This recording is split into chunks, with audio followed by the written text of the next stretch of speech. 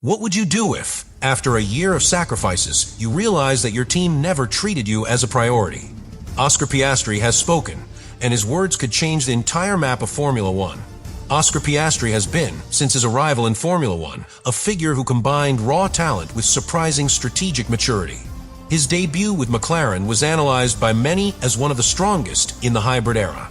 He didn't make unnecessary mistakes, managed the tires well, and had a capacity for adaptation that even drivers with years of experience were unable to show. For this reason, what happened at Abu Dhabi 2025 not only surprised, but also unleashed a wave of silent indignation among those who have closely followed its trajectory. During the last Grand Prix of the season, with all eyes on the fight for the championship, the atmosphere in the McLaren pit was tense. Not only because they were playing for the title with Lando Norris at the helm, but because the strategic decisions made that day would be viewed with a magnifying glass. It was in that context where the moment emerged that changed everything. A team order that under normal circumstances could be seen as tactical forced Piastri to lift his foot to deliberately compromise his performance to favor his teammates' pace. That decision, far from being an internal agreement between pilots, was coldly executed by the management leadership without giving room for discussion or interpretation. It wasn't the first time. In fact, looking back at the entire second half of the 2025 championship, many pieces are beginning to fall into place. In several key races, including Singapore, Las Vegas, and Qatar, the MCL-39's most aggressive aerodynamic and mechanical upgrades were assigned exclusively to Norris. Meanwhile, Piastri was receiving development packages 1 or 2 races late. McLaren justified these decisions as part of the fight for the championship, prioritizing the driver with the most points. But for Piastri's entourage, especially his manager, Mark Webber, that was a silent betrayal that accumulated frustrations until it exploded in Abu Dhabi. What happened after the checkered flag was even more revealing. While McLaren celebrated Norris' championship with champagne and smiles in front of the press, in the hospitality area, there was an exchange of words that was as tense as it was explosive. Mark Webber, a key figure in Piastri's career, directly confronted Andrea Stella and Zach Brown. The cameras did not capture it, but several people present in the paddock confirmed the harshness of the exchange. The word favoritism was repeated more than once. There was talk of a lack of transparency, premeditated decisions, and unequal treatment that not only damaged the contractual relationship, but also the morale of a driver who had given everything for the team. That scene was not an isolated outburst.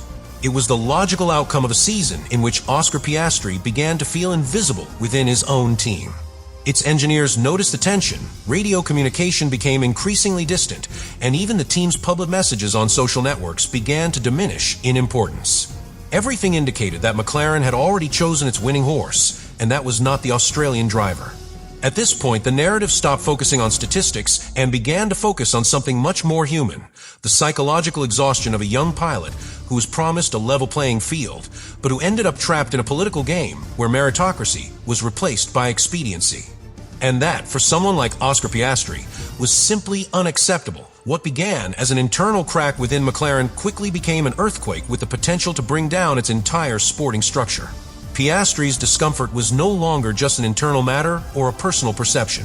It was a time bomb that ended up exploding in the days after the Abu Dhabi Grand Prix, because the Australian pilot did not limit himself to expressing himself in private. According to multiple leaks collected in specialized forums and channels with access to paddock environments, Piastri hinted in off-screen statements during interviews with English-speaking media that his future at McLaren was not guaranteed, and that serious conversations with other structures were already being held. That statement, so direct and at the same time calculatedly ambiguous, was enough to set off all the alarms. And rightly so. In Formula One, when a driver uses that kind of language, there is usually more than speculation behind it. It's a warning. It's public pressure. It's a political move. And here comes into play the word that has made McLaren tremble the most since then, Ferrari. The rumors began to multiply. What at first seemed like a simple negotiation strategy soon took concrete shape. There was now talk not only of mutual interest, but of an informal document, a letter of intent that linked Piastri with the Scuderia for the 2026 cycle.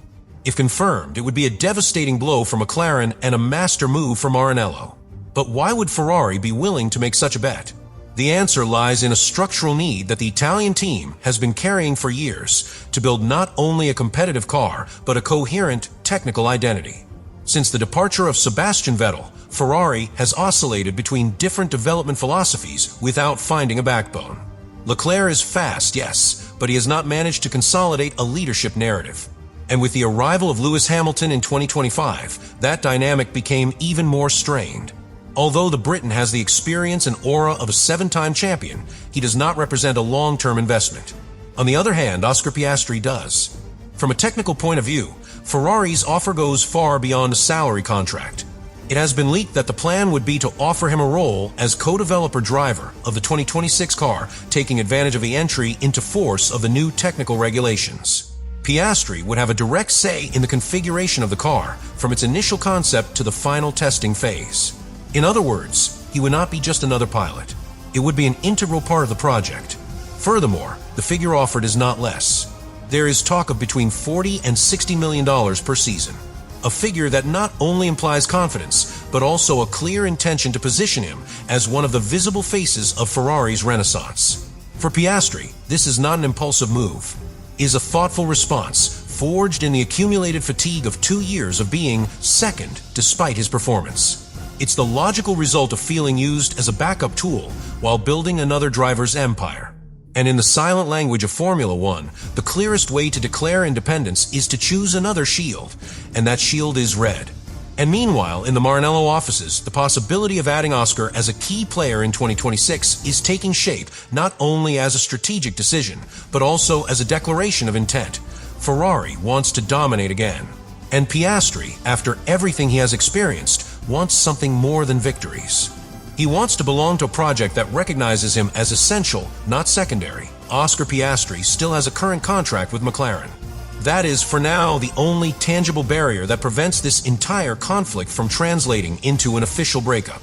But reality in Formula One is rarely governed only by what is written on paper. The recent history of the category is plagued by broken clauses, assumed financial penalties, and sea changes that were as much commercial negotiations as political maneuvers. Piastri's permanence at McLaren has become, at this point, more of a philosophical than a contractual issue. Does it make sense that a driver of his caliber with podiums, pure speed, and above all, future projection remains tied to a team that has relegated him at key moments? Is it emotionally sustainable to continue in a structure where trust is broken, even if the results continue to come?